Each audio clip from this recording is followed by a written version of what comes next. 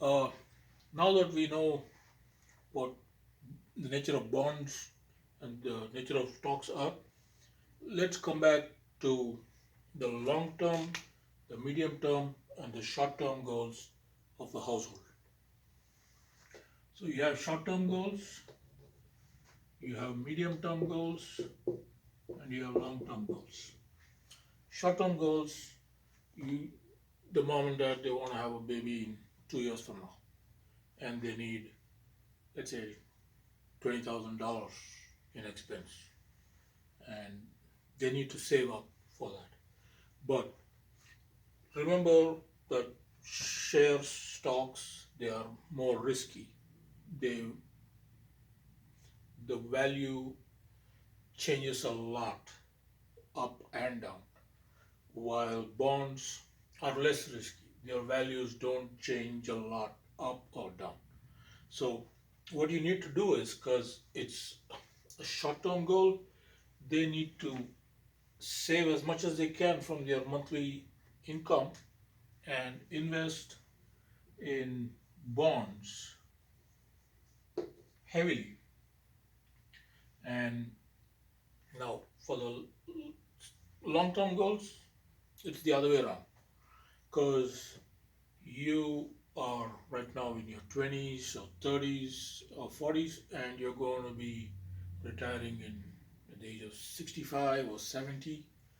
So you have like a window of investment window of 30 to 50 years.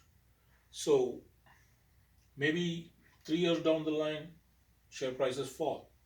But 30 years down the line, the probability of them being higher than what they are now is a lot. But that's not the case with your short-term goals. 3 years down the line, if you invested, you know, to saving up to have a baby, if you invested in stock and 3 years down the line it fell 40%, then you don't have $10,000 or $20,000, to meet the expense of the baby. You have like 40% or 60% of that amount, and you suddenly need to borrow money from everybody else to have the baby. So that's why lots of bonds for short-term goals. But in the long-term goals, you can start investing in a lot of stock, maybe 10 or 20% in bonds, but the rest of your monthly investment for your long-term goals goes into stock. Now, the medium term is again somewhere in between. You need to have even distribution of stocks and bonds, and the longer away the goal is, the more stock percentage, the nearer the goal is, the more bond percentage. So basically, what you do is, as the stocks rise, you sell the stocks and you buy the bonds.